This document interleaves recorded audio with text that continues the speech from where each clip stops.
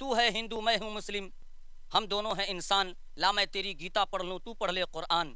हाँ, अपने दिल में यारो बस यही है एक अरमान, एक ही थाली में मिलकर खाए सारा हिंदुस्तान। अल्लामा इकबाल साहब ने कहा था, सारे जहां से अच्छा हिंदू सिता हमारा, हम बुलबुलें हैं इसकी ये गुल सिता हमारा। यूनानो मिस्र रूमा सब मिट गए जहां से, अब तक है बाकी नामो निशा हमारा।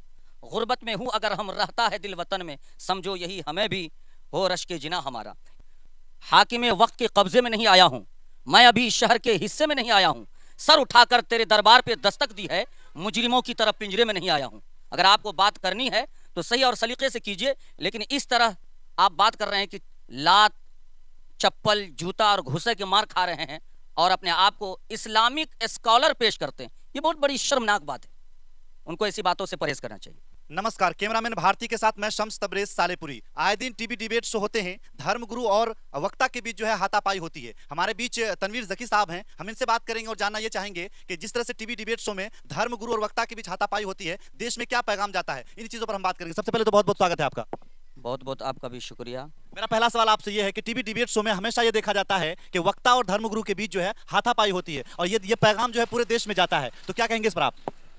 सबसे पहले तो मैं आपके इस सवाल पर आपको बधाई देता हूं कि बहुत महत्वपूर्ण सवाल आपने मुझसे पूछा है। सबसे पहले मैं ईश्वर का शुक्रिया अदा करना चाहता हूं, क्योंकि हमारे मुल्क में जो हाल हैं और हालात हैं, इसको देखकर आए दिन माइंड के अंदर डिप्रेशन पैदा हो रहा है, जिससे तनाव हो रहा है। तेरी निगाह अगर मेहरबां हो जाए, ईश्वर से प्रार्थना, तेरी निगाह अगर मेहरबां हो जाए तो ये ज़मीं अभी आसमां हो जाए। मैं दुआ करता हूँ हर नमाज के बाद तमाम मुल्क में अमन व अमान हो जाए। बात रही आपके टीवी डिबेट शो में जो हाथापाई हो रही है आए दिन, मुझे बहुत बड़ा अफसोस हो रहा है इस बात से। कुछ दिन पहले 2 दिन पहले मैंने देखा शोएब जामई साहब और सबूही खान के बीच टीवी डिबेट शो में कुछ बहस व मुबासा हो रहा था, जिसके दरमियान हाथापाई हो गई। यकीनन इससे देश के अंदर बहुत गंदा मैसेज जाता है। टीवी शो एक चैनल है, एक स्टेज है, एक ऐसा मंच है जिससे तमाम समाज के दरमियान एक अच्छा पैगाम जाना चाहिए, संयोग का पैगाम जाना चाहिए, सद्भावना का पैगाम जाना चाहिए। लेकिन उस डिबेट में लड़ाई झगड़ा करना, हमको ऐसा लगता है कि ये टीआरपी बटोरने के लिए ऐसा टीवी चैनल वाले कर रहे हैं। और ये जो हुआ है, मैंने भी देखा है इस वीडियो को, अमीश देवगन जी भी उसमें हैं, जो न्यूज़ 18 के बहुत बड़े एंकर कहलाते हैं। उस पर इस तरह हाथापाई हुई है, जो निहायत ही शर्मनाक वाक़या है। मैं इसका घोर निंदा करता हूँ और मौलाना साजिद रशीदी साहब और शोएब जामई से मैं आग्रह करूंगा कि आप ऐसे शो में मत जाइए। 5,000 का चेक लेने के लिए आप पूरे मुस्लिम कम्युनिटी को आप बदनाम कर रहे हैं। आपको जाने की ज़रूरत कैसे है वहाँ पर? ऐसा थोड़ी है कि टीवी डिबेट से ही देश का दशा और दिशा का रुख तय होगा। मैं उससे आग्रह करता हूं कि आप दोबारा इस तरह जाने की कोशिश ना करें। कर रहे हैं तो आप इस्लाम को और मुस्लिम कम्युनिटी को बदनाम ना करें। अच्छा, मुस्लिम समुदाय के जो डिबेट शो में ज्यादातर मैं देखता हूं कि शोएब जमई जाते हैं और वो कुछ लोग ये कहते हैं कि उसके पास इल्मी सलाहियत नहीं है, वहां पर जाकर के मुसलमानों को वो बदनाम करते हैं। क्या कहेंगे इस पर आप? देखिए, इल्मी सलाहियत और काबिलियत एक अलग बात है। जहाँ तक उनका जाना और आना है तो वो उसका पर्सनैलिटी है, वो कोई मुस्लिम कम्युनिटी का एक मार्गदर्श नहीं है जिसको देखकर पूरे मुस्लिम कम्युनिटी या हमारे देश के लोग एक रास्ता इख्तियार करेंगे। उनको चाहिए कि ऐसे बहस व मुबासा से गुरेज करें, परहेज करें, और अगर जा रहे हैं तो बिल्कुल तर्क के साथ बात करें, इधर की और उधर की बात ना करें। हाकिम वक्त के कब्जे में नहीं आया हूँ, मैं अभी शहर के हिस्से में नहीं आया हूँ, सर उठाकर तेरे दरबार पे दस्तक दी है, मुजरिमों की तरफ पिंजरे में नहीं आया हूँ। अगर आपको बात करनी है तो सही और सलीके से कीजिए, लेकिन इस तरह आप बात कर रहे हैं कि लात चप्पल जूता और घुसे के मार खा रहे हैं और अपने आप को इस्लामिक स्कॉलर पेश करते हैं, ये बहुत बड़ी शर्मनाक बात है। उनको ऐसी बातों से परहेज करना चाहिए। तो ये झगड़ा की जो शुरुआत जो हुई है, तो इसमें जो है हिंदू राष्ट्र को लेकर के बातें हो रही थी, तो शोएब जमई ने कहा कि हम जो है इस्लामिक राष्ट्र बनाएंगे, इसी पर बात छिड़ी और झगड़ा होना शुरू हो गया। क्या कहेंगे इस पर आप? नहीं नहीं, हिंदू राष्ट्र की बात तो छिड़ी हुई है, इस वक्त एक अलग बात भी छिड़ी हुई है। टीवी डिबेट पर मूर्ख आदमी जाकर इस्लाम के बारे में जानकारी पेश कर रहा है। हमको जहां तक मालूमात नहीं है, जानकारी नहीं है महाभारत और गीता रामायण के बारे में, और हम जाके हिंदू धर्म के बारे में अपने आप को उसका स्टेटस पेश करें तो हमको लोग नादान ही ना समझेंगे।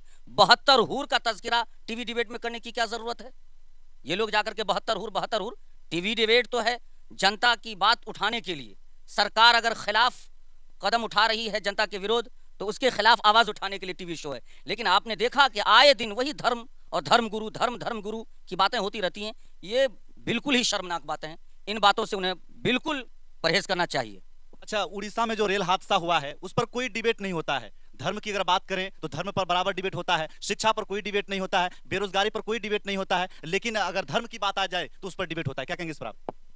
देखिए, ये बहुत बड़े दुर्भाग्यपूर्ण हादसा हुआ, जिसका हम सभी देशवासियों को बहुत ही अफ़सोस है।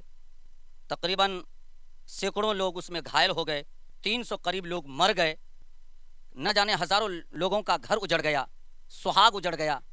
बहुत ही अफ़सोसनाक और शर्मनाक हादसा हुआ, जिसका दुखद मेरे दिल में है। बात रही हमारे देश के माननीय प्रधानमंत्री और इस देश के भारत के रेल मंत्री अश्विनी जी का, इन्होंने ज़र्रा बराबर भी अपने दिल से जनता के लिए आवाज़ नहीं उठाई। हर बात को बोलते बोलते एक लफ्ज़ बोल देते हैं, जय श्री राम का नारा लगा देते हैं।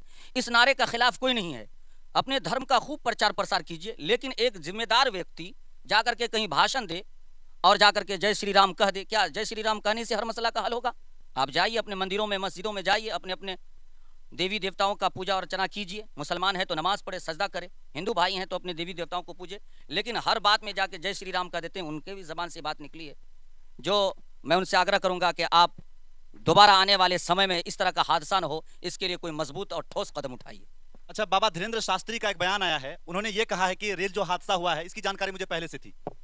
अरे भाई, किसी को भविष्य की जानकारी नहीं है। इससे पहले भी आपने ये सवाल किया था और मैंने इस सवाल का जवाब आपको दिया था। भविष्यवाणी किसी माई के लाल के अंदर ताकत ही नहीं है कि आज तक किसी माँ ने ऐसा बच्चा ही नहीं जाना है जो अपने आप को भविष्यवाणी पेश कर दे। सिर्फ अल्लाह और ईश्वर के अलावा किसी को भी भविष्यवाणी की मालूमात नहीं है। अगर वो कह रहे तो वो चमत्कारी है, और ये इस तरह की झूठी बातें अफवाहों में उड़ रही हैं। जिस तरह से बाबा धीरेन्द्र शास्त्री ने कहा कि मुझे रेल हादसा के बारे में पहले से जानकारी थी, उस पर तो मुकदमा दायर होना चाहिए। जब आपको पहले से जानकारी थी इस बात की, तो क्यों नहीं आपने रेलवे मंत्रालय को सूचना दी कि भाई इस तरह की हादसा होने वाली है तो सचेत हो जाएं? ये अगर वो जान रहे थे पहले तो उनको बोलना चाहिए। हालांकि वो जर्रा बराबर भी नहीं जानते, भविष्य की बात जर्रा बराबर भी नहीं जानते।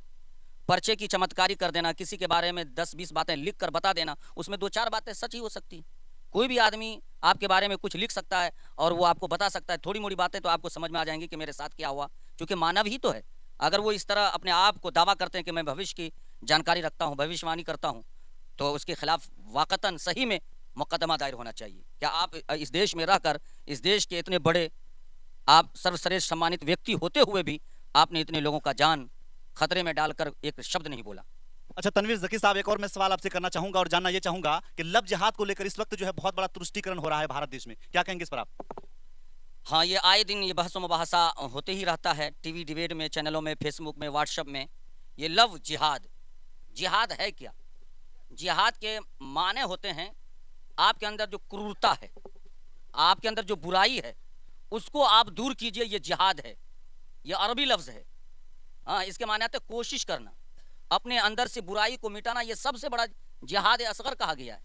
हाँ, अपने अंदर जो बुराई उसको मिटाइए, अपने अंदर जो क्रूरता है, आपके अंदर जो क्रोध है, इनको खत्म कीजिए। लव जिहाद ये नया लफ्ज ला करके, जिस तरह अंग्रेज इस देश में रहते थे तो एक ऐसा शोषा छोड़ देते थे, एक ऐसा लफ्ज गढ़ देते थे जिससे हिंदू मुसलमानों को लड़ाया जा सकता था। अभी मौजूदा दौर में लव जिहाद बोल रहे हैं लोग। अश्लीलता गाना और अश्लील वाली वीडियो डाली जा रही है फेसबुक पर, यूट्यूब पर, और प्रेम की कहानी लिखी जा रही है, जिससे हमारे नई जनरेशन के जो नौजवान है, युवा पीढ़ी है, उससे प्रेरित होकर वो अपने जात और धर्म की परवाह नहीं करते और उसमें बहकर एक दूसरे से प्यार कर लेते हैं। और आखिर वक्त ऐसा होता है कि कोई ट्रेन में जाके कट जाता और कोई फांसी लगा के मर जाती, और इस तरह से आए दिन होते रहते हैं। इन कुत्तों का कोई धर्म नहीं होता। आपने देखा होगा कि एक लड़का या लड़की प्यार और मोहब्बत करके शादी कर लेता है, आपने देखा कि कभी उस पर कोई तरह की आंच नहीं होती। वो होती है तो इस समाज के अंदर उससे दुर्व्यवहार पेश किया जाता है। इसलिए मैं आग्रह करूंगा आपके इस चैनल के माध्यम से कि जो लोग इस तरह के काम कर रहे हैं वो गलत है। अगर कोई अन्यथा करता है, चाहे हिंदू लड़का करे, चाहे मुस्लिम लड़की के साथ, मुसलमान लड़का करे, चाहे हिंदू लड़की के साथ, उसको फांसी का फंदा होना चाहिए। और उसके लिए एक्ट लाए और कानून लाए कि जो इस तरह अवैध किसी तरह का हरकत करेगा, कार्य करेगा, उसको फांसी, बिचौड़े पर फांसी की सजा देनी चाहिए। इसका पूरे मुसलमान इसका एक्सेप्ट करेगा, इस कानून का।